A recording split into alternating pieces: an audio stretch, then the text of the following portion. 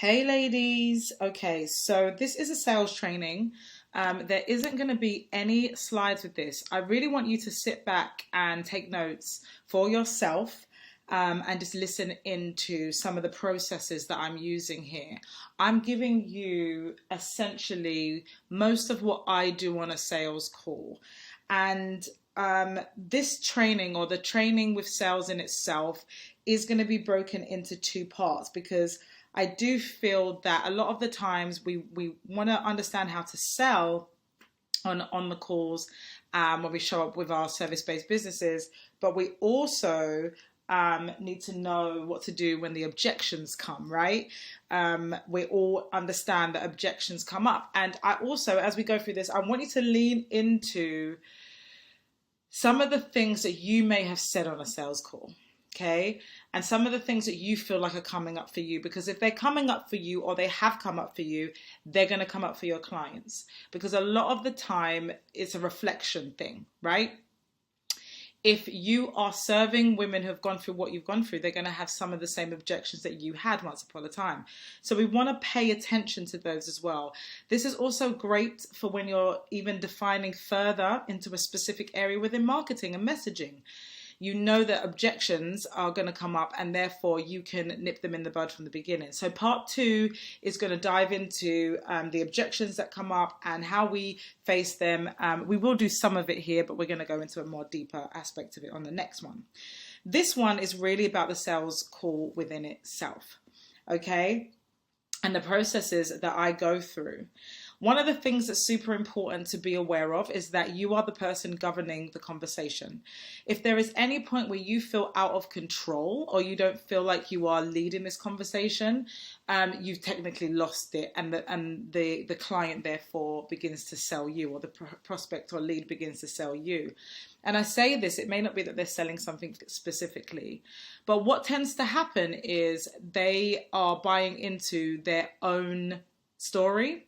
So this is where objections do come in. Sometimes a client, a potential client, you could be selling on a call and they are so engrossed in their own story that they begin to believe that and are trying to sell you a reason why they cannot move forward with you. So I want you to bear that in mind. Now, the biggest thing here, as with everything, is the mindset. Before you get on a sales call, I really do advise you to take a beat, take a moment, take a breath, dive into yourself and work out where you are. Because if you are showing up on that call a bit anxious or desperate, you need this sale, you are going to be reflecting that onto your potential customer. You're going to be doing that, and they are going to feel it and pick it up, and therefore it's going to make them retract, okay, and distance from that. So I want you to be, before you even get on a sales call, do you need to do a couple star jumps to get your energy up? Do you need to do some gratitude? Do you need to say a prayer? What do you need to do to get into the zone so that with or without it, you're good, right? Because it doesn't define your value or worth. This is just to see whether this person is ready, okay? And most of the time they are ready. Sometimes you've got to show them that they're ready, and sometimes they're not ready, right? And that way, and in that sense, you can allow them to keep on moving. And so the first thing is to get your mind in a position that you are ready to go all in and give that person your attention and your energy. Some people, and I'm saying this because, and the reason why I'm conducting this training very openly and giving you, I'm not throwing loads of slides at you, is because I want you to take from this what feels good to a certain degree, right? Take as much of it as possible. But as you do these sales calls, you're going to work out what feels good and what doesn't. I know coaches and consultants and salespeople, service-based businesses who get on a call and they do not turn their video on, right? They're jumping on Zoom, they don't turn their video on. They just allow the voice to do the work. I am not that person. I believe I want to make some eye contact. And I know that eye contact means looking straight into the lens of the camera, but I want to see the expressions of a person's face, and I want them to see my face, especially if this is a brand new lead and I've never been on a call with them. So you get to make that decision, on whatever works with you. The prime journey of this sales call is to understand what this client needs. What does this potential client need? Once you understand what they need and what they desire, then you can talk to them in that language, but you can also know whether you're right or not for them. Most of the time you're going to be right, because when they come to you, they're attracted to you because they see something and generally want to work with it. So usually you are the right person. But we're looking at what does that potential client desire? What do we want? What's in their heart? What's that thing? And that's what you want to get to the core, right? So the first question I ask people is, what do you desire? What do you want? And then depending on what they are, some people say, I just don't know what I want. And in that case, I'm going to say, okay, well, what lights you up? What makes you feel happy? What, inspires you? And to get them talking. You want to get that customer talking. A lot of the times I have my pen and paper or on my laptop and I'm taking down notes. And I'm listening into the specifics that's really lighting them up, because I'm going to reflect that back to them. I am going to reflect back to them what they are saying to me. Okay? And generally, I'm going to ask them this question: what do you desire? Then I'm going to be quiet and I'm going to let them talk. And I'm going to let them talk and I'm going to let them talk. Okay? So you want them to pour out everything. This isn't about This isn't about This isn't about you trying to, kind of comfort them in any of their speech. Let them talk. When you feel like, okay, there's a space here, they've stopped talking. Thank you for sharing that with me. Thank you for letting me know that. I do understand where you're coming from with this, and I see that. Move on, okay? So I'm not going to try and round up anything too much. I'm really getting them to talk, really getting them to have space. My second question that I'm going to ask is, what is stopping you from attaining it? We are the guides to our potential clients. We want to know what they desire, what they're aiming for, what their goals are, and what is stopping them. Because what is stopping them is where you have the solution, okay? So once you ask them that question, again, let them talk. Let them pour out. Silence. And then you just write down what you need to.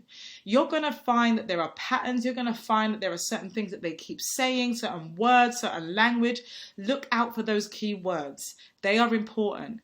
If a person is constantly saying, I just want, right? I just want. They're minimizing what it is that they want, because just minimizes. So I'm going to, understand that they think that their thing is small, right? They're playing their journey, their vision, their goal small, right? So that's just something I'm going to note for later on in the conversation. So we want to look out for the key words, because we're trying to find out what's blocking them. So what is their block? As you're picking that up, you're looking at that. It could be a mindset thing. It could be not knowing what the next steps are to take. It could be not knowing how to show up online. It could be not knowing what distributor to go to if they have a product. It could be not knowing how to, allocate their time, or whatever it is. You want to write down what their blocks are.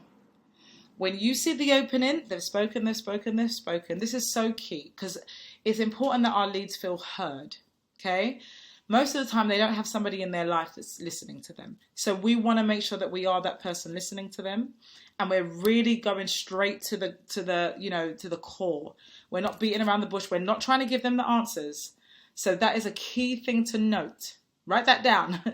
You're not giving them the answers. You're not giving them the how, because the how they pay for when they work with you. What your job on this sales call is to establish what do they need and what is stopping them from getting there, no matter what you are selling, okay? Once they have done that, we're going to reflect the problems back to them. So what I'm hearing is, it's a key line, what I'm hearing is that you don't feel like you have the time to commit to your business. You don't feel like you have the time to organize your wedding. You feel overwhelmed with the amount of things that you need to do to prepare for your event. You don't feel like you have the time to meal prep. Depending on whatever your business is, we're looking at listing those problems back to them, okay? So that they can hear that, yeah, that's true. Yeah, that's true. And then we're going to say to them, okay, I'd love to just know some other areas in a deeper way. Are you working at the moment? This is going to give you the gauge on their financial situation. Can they afford to even work with you, right? Every single client that we come across or lead, we want to be able to give them some type of solution or help them to in a step. But once you know whether they're working or not, we're trying to find out, can they commit to this journey? Because that's really important. Your time is important and they are important. And so if this is not the best use of their time or your time, we don't want to extend that too much. So if they're, if they might not be working, but you never know whether they've got a stash of money sitting somewhere, which most people do. They think that they don't, but they can find it. So we find out if they're working. What's their relationship status, depending on what your business is? What's your financial status? Well, I'm not working, but I have some savings. I'm working. I work a 9 to 5. I want to leave my job. Whatever it is that they're saying, okay? We take note of that. Again, giving them space to talk. Quiet is the best thing here. And then we want to dive in further. What is the result that they want in 3 months? What result do they want? So depending on what your business is, I know there are people in this community that are building a business that's centered around helping somebody with their wedding, right? Their wedding could be in 6 months' time. Where do they want to be in 3 months' time? They want to feel like all their invitations have gone out. They want to feel like everybody's ready for the wedding. They want to feel relaxed. They want to be looking at what are the results they want. If you're working with people and helping them start their business, where do you want to be in 3 months? I want to have left my job and I want to have my first client, right? We're looking at what are the goals that they want to achieve, because that is going to also marry along with what are the goals you can get them in 3 months' time. If you are having this sale call towards your program or your service, you have a certain level of expectation that you can help them achieve X, Y, and Z in 3 months. Again, we're not saying that yet. We're finding out whether it's what they're expecting in 3 months. If your thing is 6 months, you can say 6 months. If your thing is 12 months, you can say 12 months. The key here is to marry it to the journey that they could go on with you. Okay, whatever the length of time is, we want to understand where they could be at, in accordance to the length of your offer. So then we want to reflect that back to them. This is what they can achieve, right? And it's all the points that they've said, because your offer can give them the solution. So this is really where you get to be confident now. You have to stand in the confidence of this. And here is the thing. Before you can help anybody believe in what you're selling or believe in your product, your offer, you have to be able to sell it to yourself. You have to be able to sell it to yourself. So when you're talking about it, that energy, selling it to yourself. Not that you are if in, but in, and maybe on the call. And here's the thing. It might start out this way. You still have to press forward, because it is the practice that makes you better at it. So you're going to reflect back what they will achieve with your offer across that 3 months, that 6 months, that 12 months, that period of time of your offer. You're going to help them build that business. You're going to help them leave that 9 to 5, or you're going to help them get those invites out. You're going to help them, shift their eating patterns. Whatever it is that your business offers, you're going to link it to what it is that they are saying, because your business is the answer. It is the solution. You have to believe that. Okay? So then you're presenting, this is the solution. The solution is my 6-month program, Bossed Up Queens program. This is what we're going to do. I'm going to help you show up. I'm going to help you boss up, and I'm going to help you cash up. I'm going to help you come into the world and own your position. I'm going to help you build an unshakable mindset, and I'm going to help you take your finances to another level. This is what it is. This is how much it costs. It is so important that when you state that cost, you believe it. When you say the cost, this offer is £3,000. Silence. We're looking for what their reaction is. We're looking for how that makes them feel. What do you think about that? That's great. Yeah, that's great. I'm ready for it, right? You can sign them up. If they're like, oh, it's a bit higher than my budget. Okay, what was your budget? They can say what their budget was, right? You have the choice on whomever you take.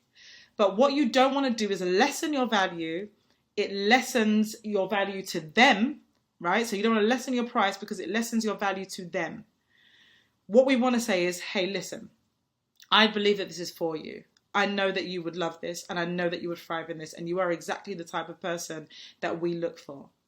How about we make a special kind of, setup where you pay a deposit, you hold your space, because these prices rise every now and again. If that's true for you, you can say that. because that's true for us at I Empower.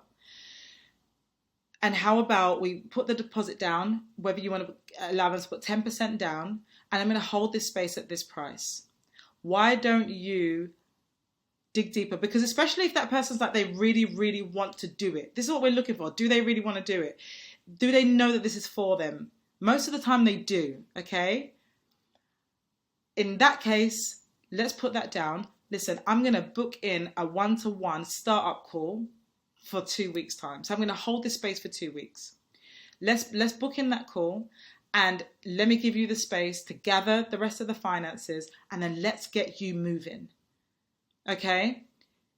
It may be that case. It may be them coming back to you. You have to figure out what is right for you. You have to figure out what feels good. But what you do need to do is show up, be confident, believe it, and be able to sell this to yourself. Because if you cannot sell your product to you, if you would not pay for your product, if you would not pay the amount that you're charging, then nobody else is. So I really want you to settle in this. Now, I'm going to hold that there. We're going to go into part 2. And what I do want to hear about is the key points that you're taking away from this sales training and how we can better your journey, because you are worthy of your next level. So remember that. And so is the client that you are working with. They are worthy of their next level, and their next level comes when you show up in yours.